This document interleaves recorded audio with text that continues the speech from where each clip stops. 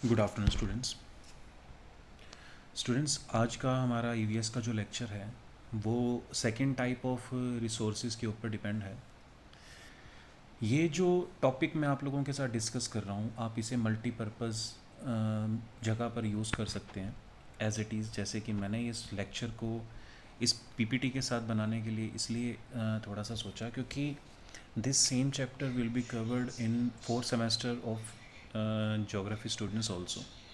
सो मैं यहाँ पर जो चैप्टर डिस्कस करने वाला हूँ वो थोड़ा ब्रॉड लेवल में समझते हैं हम उसको। देखिए स्टूडेंट्स, ये जो हमारा टॉपिक है जल संसाधनों का, this is a one kind of abiotic resources.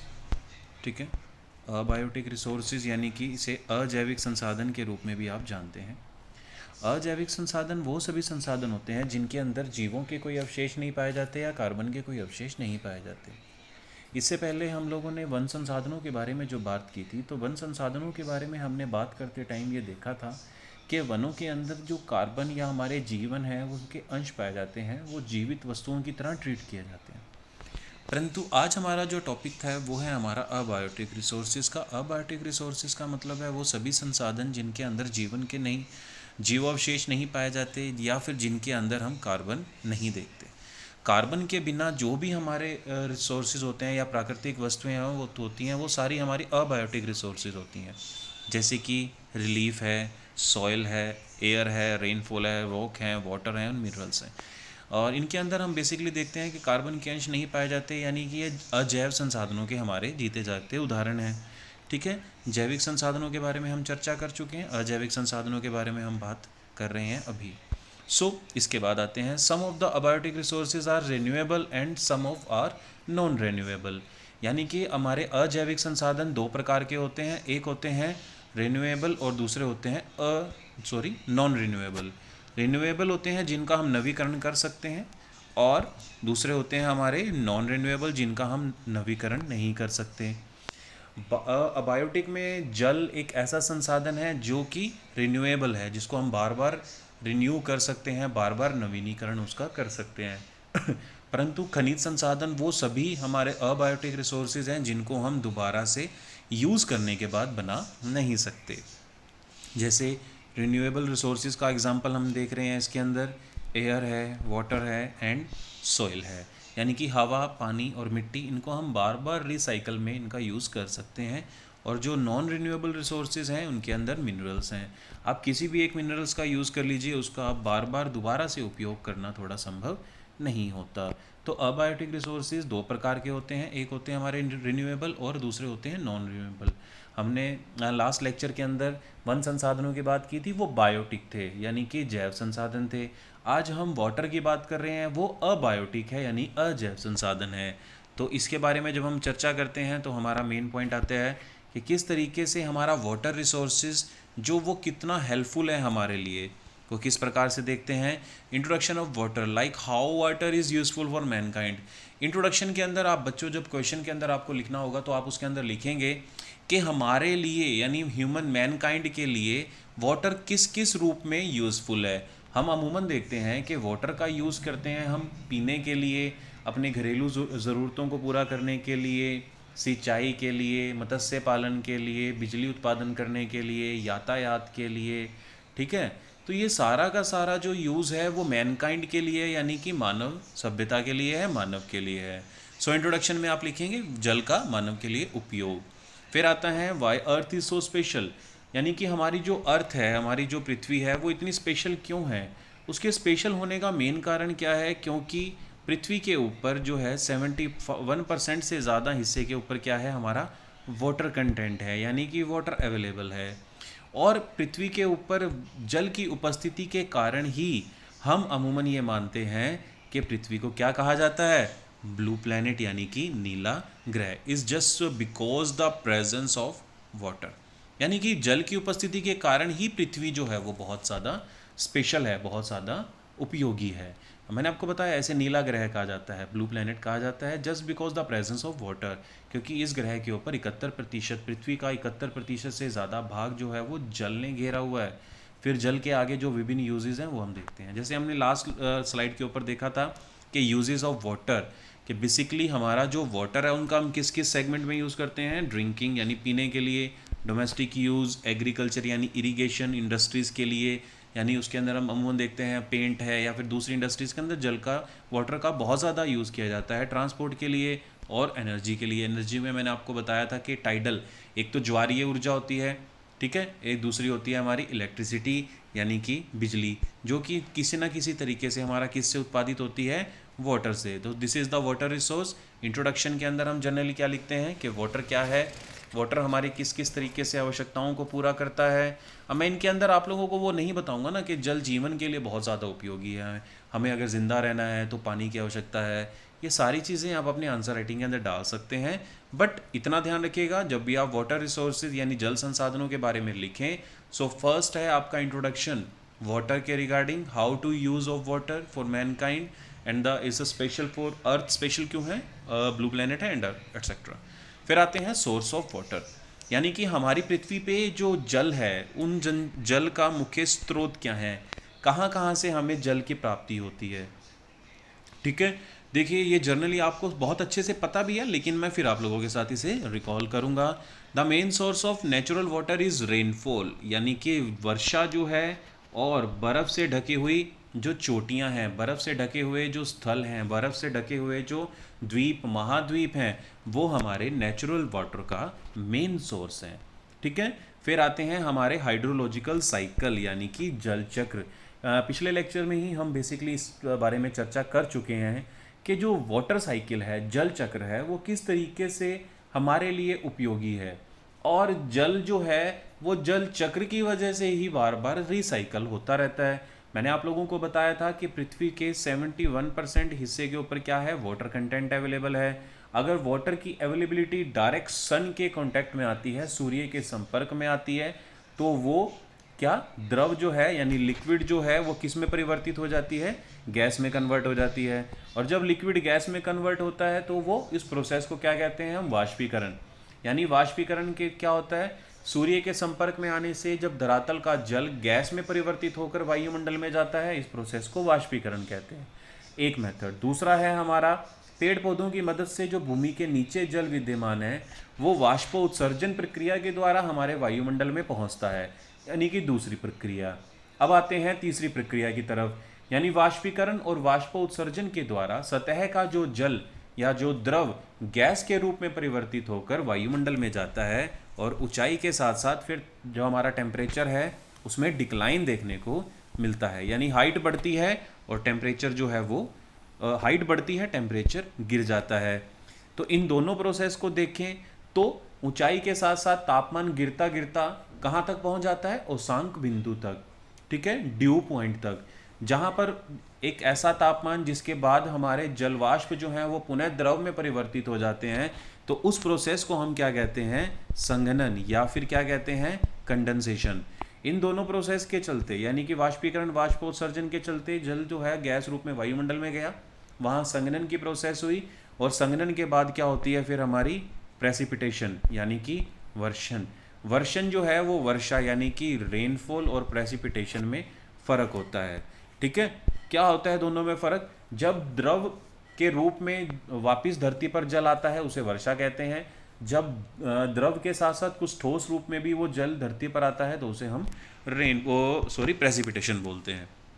ठीक है, सो ये थे हमारे बेसिकली जो टॉपिक हम देख रहे थे कि सोर्स ऑफ वाटर क्या है। हमने जो देखा सबसे पहले है नेचुरल रिसोर्सेज के अंदर रेनफॉल, आइस कैप्स, फिर है जल चक्र, और सबसे बड़ा जो हमारा सोर्स है वाटर का वो है ओशंस यानी कि महासागर।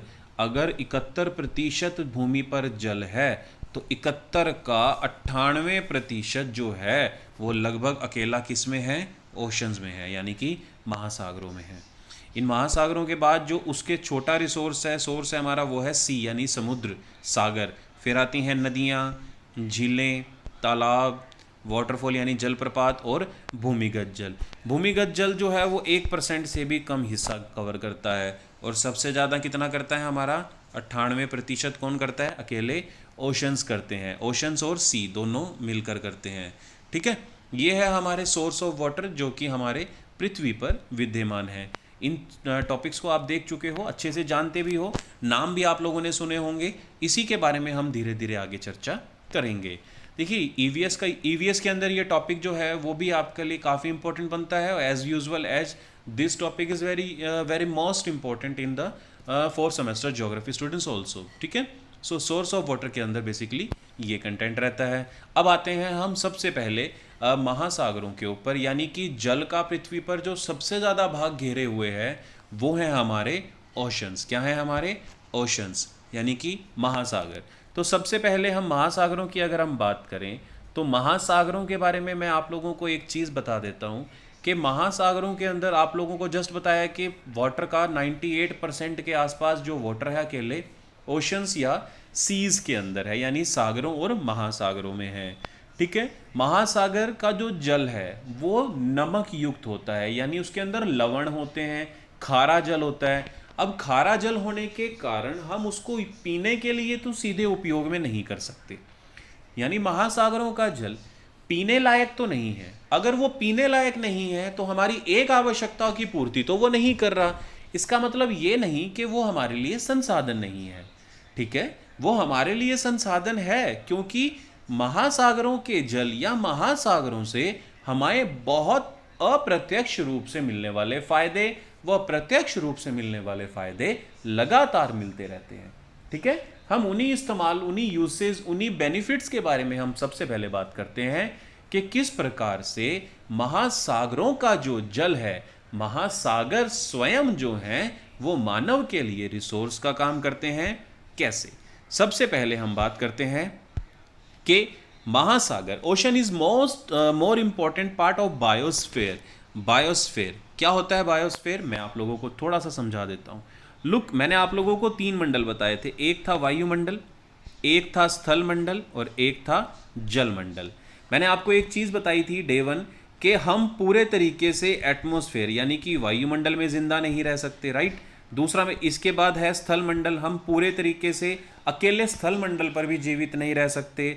और तीसरा था हमारा जल मंडल यानी कि ओशनोस्फेयर कह सकते हो।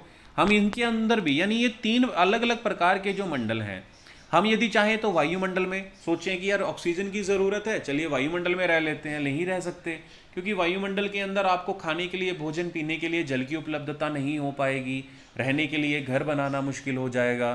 तो उस वजह से हम अकेले वायुमंडल में नहीं रह सकते, अकेले वायुमंडल का कंसेप्ट कैंसल, ठीक है। अब हम आते हैं अकेले धरती के ऊपर। हम धरती के ऊपर रहते हैं, हमें ऐसा लगता है कि शायद धरती हमारे लिए सब कुछ है, वायुमंडल की ज़रूरत नहीं है।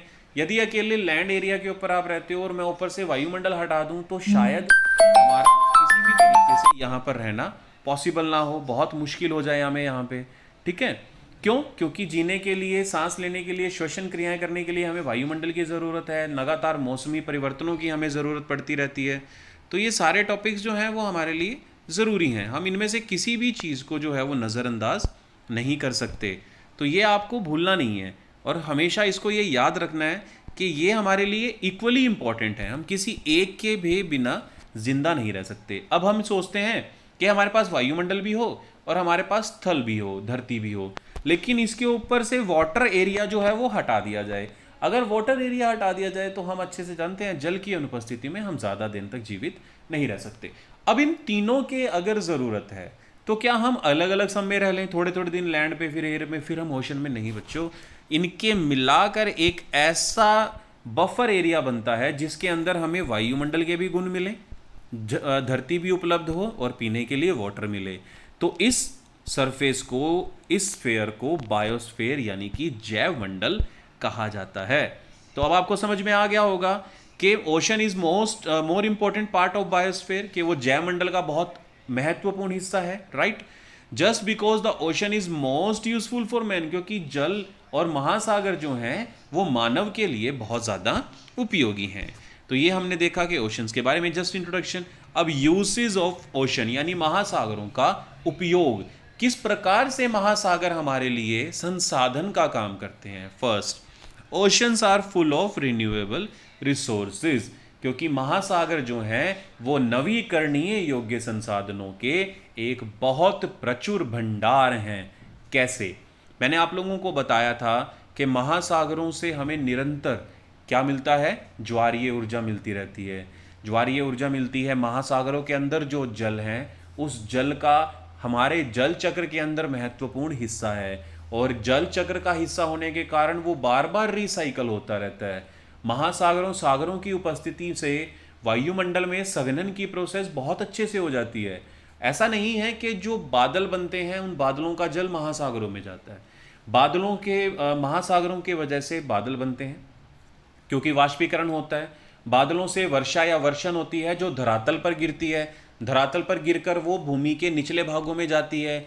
भूमिगत जल की मात्रा बढ़ती है, नदियों नालों तालाबों झीलों इत्यादियों में गिरती है, तो वो सिंचाई के लिए उपयोग में लाई जाती है। नदियों में उनका जल गिरता है तो उससे हमें विद्युत बनाने में हमें सहायता मिलती है। तो रिन्यूएबल रिसोर्सेज हैं, अनंत हैं, ये बार बार उपयोग में आने वाले संसाधन हैं। दूसरा, क्योंकि मैंने आपको बताया था कि पृथ्वी के ऊपर लगभग 7 अरब लोग जो हैं वो निवास करते हैं, और पृथ्वी जो है इन सभी का भरण पोषण तो कर सकती है परंतु आवश्यकताओं की पूर्ति नहीं कर सकती। अब उन आवश्यकताओं के चलते हमें बहुत सारी वैरायटी अपने भोजन में ज़रूर ऐड करनी पड़ती है। इसलिए हमारी पृथ्वी जो है, पृथ्वी के ऊपर उगने वाले अन्न की जो मात्रा है वो कहीं ना कहीं मानव की सभ्यता के लिए पर्याप्त नहीं है। अब यदि भूमि पर उगने वाला अनाज पर्याप्त ना हो तो दूसरा सबसे बड़ा हिस्सा जो हमारे भोजन का है वो है सी फूड्स, यानी कि महासागरों से मिलने वाला भोजन, जिसमें मत्स्य यानी कि मछली सबसे महत्वपूर्ण है। राइट। फिर आते हैं हमारे मिनरल्स, क्योंकि हम अच्छे से जानते हैं महासागरों के अंदर जो हमारे खनिज संसाधन हैं, हमारे अभमूल्य रत्न हैं, उनके भंडार हैं। जब भी कभी महासागरों की लहरें, सागरों की लहरें मध्यवर्ती सागरों से निकलकर तटों से टकराती हैं तो वो अपने साथ बहुत सारे जो मिनरल्स हैं वो लेकर आती हैं, जिसके अंदर हमसे पेबल्स पत्थर देखते हैं, मोती, मूंगा, हीरा, ठीक है। और इसके अलावा बहुत सारे दूसरे जो सेगमेंट्स हैं, हमें मिनरल्स जो हैं वो महासागरों से भी प्राप्त होते हैं। थर्ड आते हैं सोर्स ऑफ एनर्जी। मैंने जस्ट बताया टाइडल फोर्स हैं, उसके अलावा महासागरों की तरफ से आने वाली विंड्स जो हैं वो भी हमारे विंड्स एनर्जी का हिस्सा है, ठीक है। इसके अलावा भी हम बहुत अलग अलग तरीके से सी वाटर को यूज़ कर सकते हैं। The cheapest source of transportation. हम जब भी यातायात के साधनों की बात करते हैं तो यातायात का साधन हमें बेसिकली 3 हिस्सों में देखने को मिलता है। पहला जो स्थल पर विकसित है, दूसरा जो जल पर विकसित है, तीसरा जो वायु द्वारा विकसित होता है। तो जो जल, स्थल और वायु के तीनों मोड ऑफ ट्रांसपोर्टेशन की अगर हम बात करें तो उनके अंदर से जो महासागरों यानी सागरों यानी जल से मिलने वाला ट्रांसपोर्ट है which is the cheapest source of transportation. क्योंकि इसके अंदर क्या होता है, बहुत लंबा समय, बहुत ज़्यादा समय लगता है यातायात में, बहुत ज़्यादा समय लगता है वस्तुओं के एक स्थान से दूसरे स्थान पर पहुंचाने में। तो यदि आप जल्दी किसी चीज़ को चाहते हैं, रैपिड चाहते हैं, हम चाहते हैं ना कि यार बहुत जल्दी मिल जाए, तो वो ऑब्वियस ही बात है, हमने कई बार नोट किया होगा, वो काफ़ी कॉस्टली पड़ता है।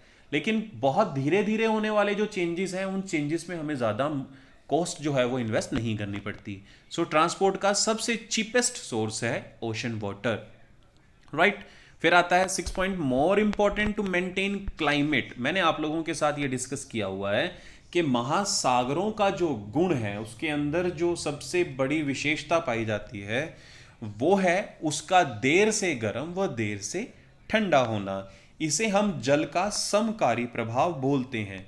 जल का समकारी प्रभाव क्योंकि काफ़ी गहरे होते हैं महासागर, सागर, तो जो सूर्य से मिलने वाली एनर्जी है, सूर्य से मिलने वाली ऊष्मा है, सूर्य से मिलने वाला प्रकाश है, वो केवल और केवल सागरीय महासागरीय सतह के केवल 200 मीटर की मोटाई, यानी आप किसी भी सागर के तट पर खड़े हों और उस सागर के तट पर खड़े होके ऊपर से आपको जो भी वाटर का लेवल नजर आता है उस वाटर लेवल से आप केवल 200 मीटर की गहराई तक अंदर जाइए तो इतनी गहराई तक ही हमारे सन की जो रेजेस हैं, सन की जो सोर्स है वही पहुंच पाती है, उससे ज़्यादा नीचे में नहीं पहुंच पाता।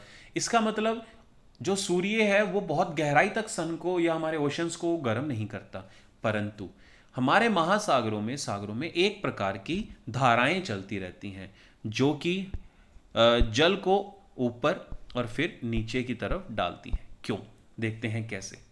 आप लोगों ने घरों के अंदर बाल्टी या टब वगैरह देखे होंगे।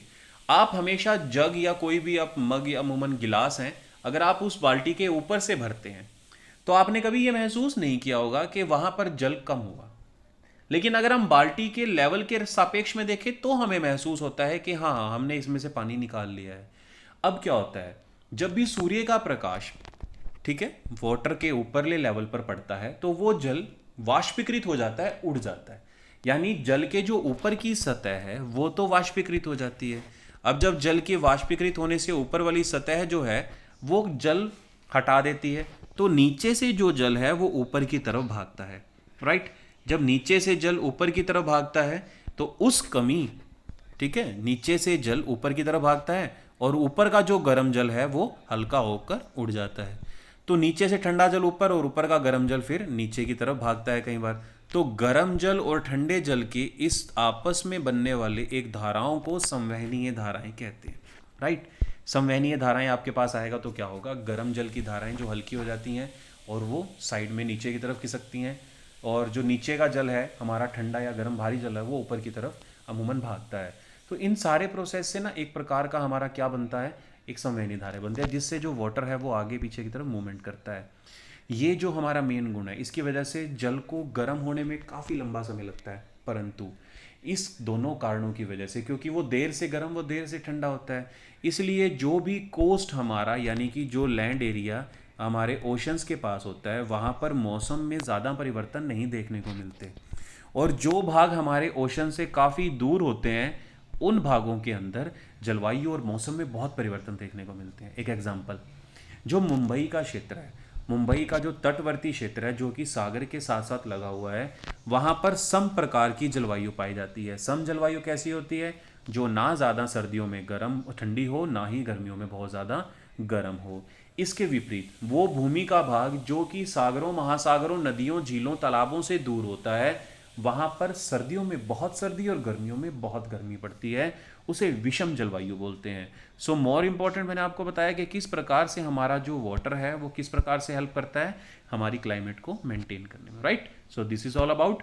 अब हम आगे बढ़ते हैं, हमारे नेक्स्ट स्लाइड की तरफ देखते हैं क्या है। ओशन वाटर के रिसोर्सेज के यूसेज आपने देख लिए। ओशन जो है रिन्यूएबल रिसोर्सेज हैं, food, minerals, source of energy, cheapest source of transportation, most important for climate, ठीक है, इसके लिए हमारे उपयोगी हैं। एक्सपेंड ऑफ ओशन रिसोर्सेज, हम ओशन रिसोर्सेज के बारे में अब मतलब बातचीत करते हैं कि कितने एरिया के ऊपर क्या हिस्सा है, राइट। तो सबसे पहले जो है मैंने आप लोगों को बताया था कि ओवरऑल हमारी जो पृथ्वी है उसके 71% भाग पर क्या है, जल है, और 29% भाग पर क्या है, हमारा लैंड एरिया है। अब ये 71% जो है वो पृथ्वी के कुल क्षेत्रफल का लगभग 51 करोड़ स्क्वायर किलोमीटर घेरता है। बाकी बचा हुआ जो 49% है वो भूमि भाग घेर लेता है, राइट। 49 करोड़ स्क्वायर एरिया, लगभग इतना ही बनता है आपका, ठीक है। So there are uneven distribution of water and land in different hemisphere. अब आते हैं आपके छोटे से कंसेप्ट की। आपने पृथ्वी देखी होगी और पृथ्वी के बारे में हमने एक बार डिस्कस किया हुआ है कि पृथ्वी क्या है हमारी, बेसिकली एक स्फेयर शेप में है और इसके बिल्कुल बीचों बीच से एक भूमध्य रेखा गुजरती है। इसका जो ऊपरी भाग है उसे हम नदर्न हेमिस्फेयर यानी कि उत्तरी गोलार्ध बोलते हैं, और इसके निचले हिस्से को सदर्न हेमिस्फेयर यानी कि दक्षिणी गोलार्ध बोलते हैं। और यहाँ पर जो स्टेटमेंट बोली गई है वो क्या है, there are uneven distribution of water and land. हमारे इस पृथ्वी के गोलार्ध पर दो ही प्रकार की विशेषताएं हैं, या तो जल या स्थल।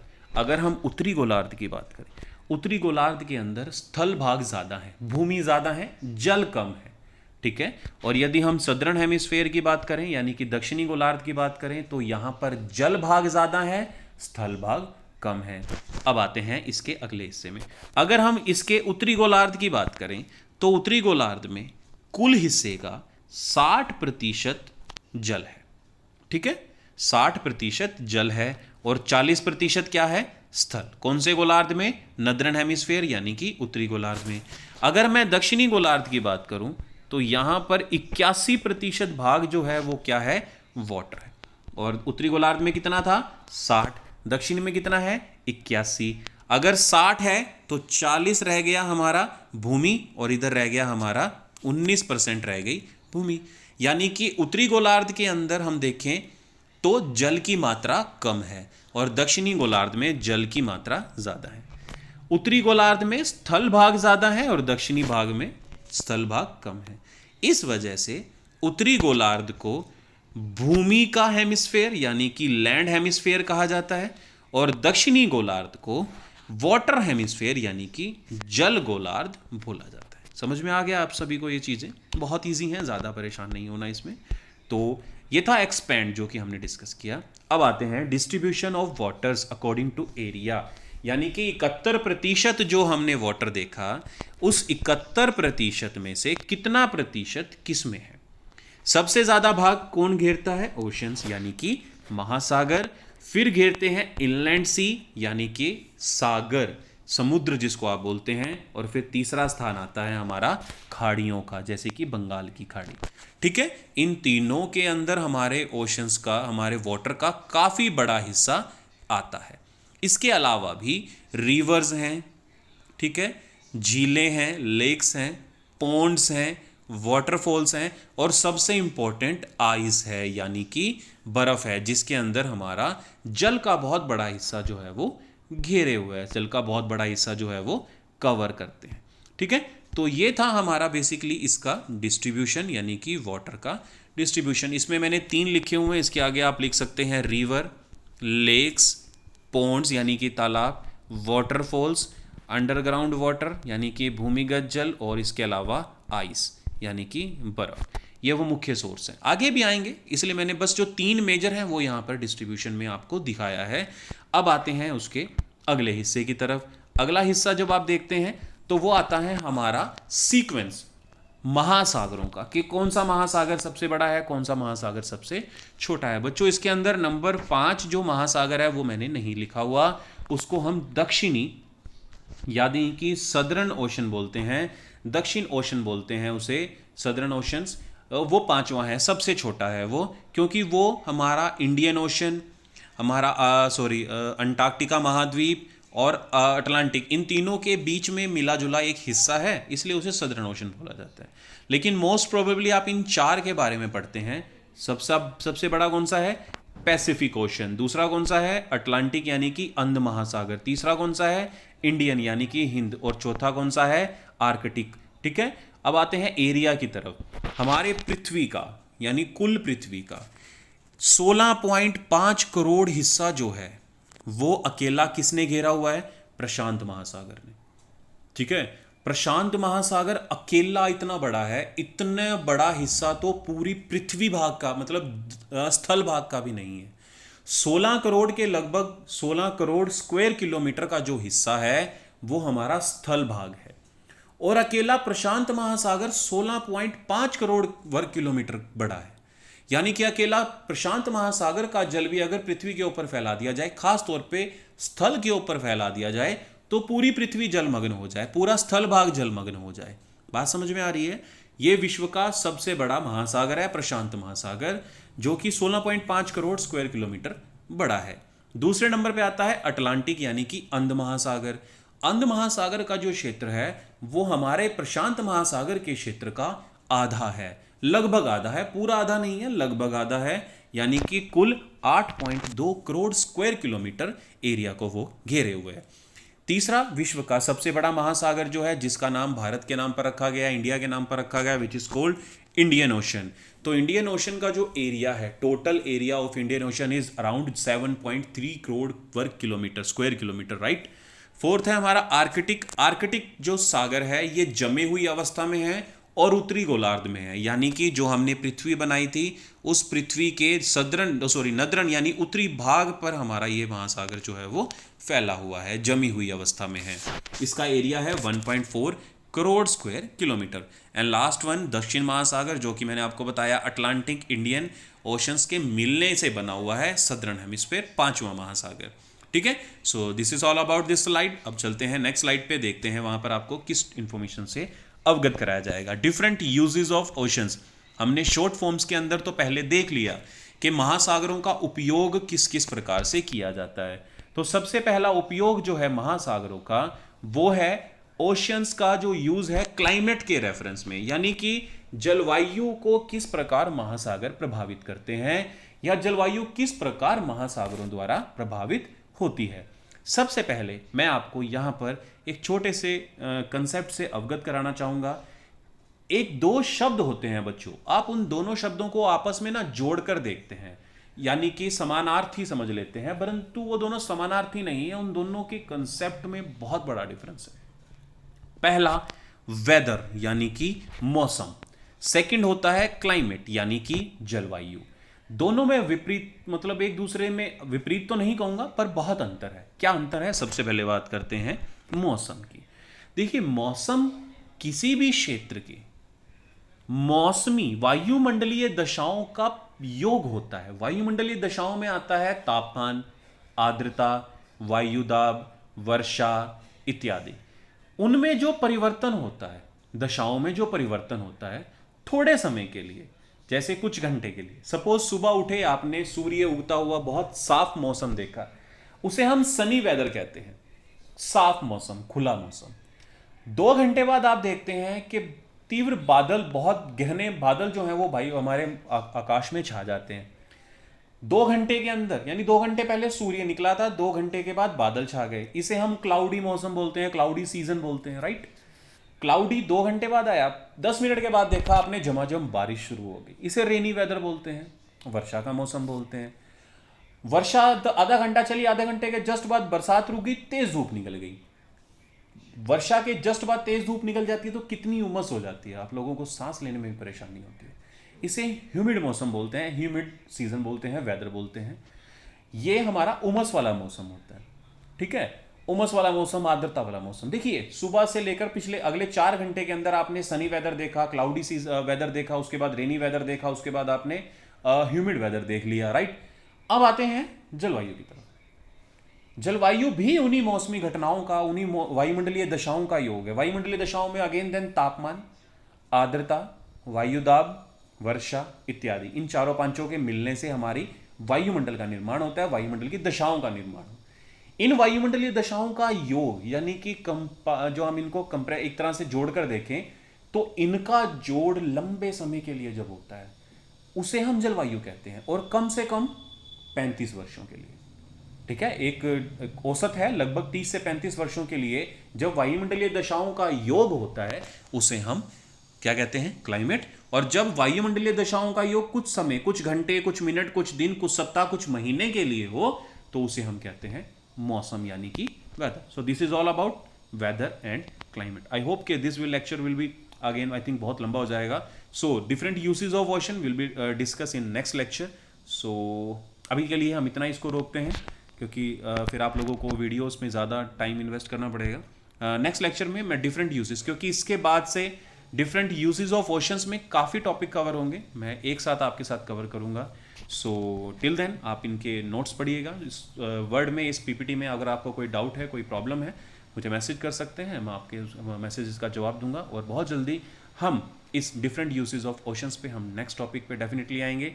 Till then, thank you so much, stay safe, stay home.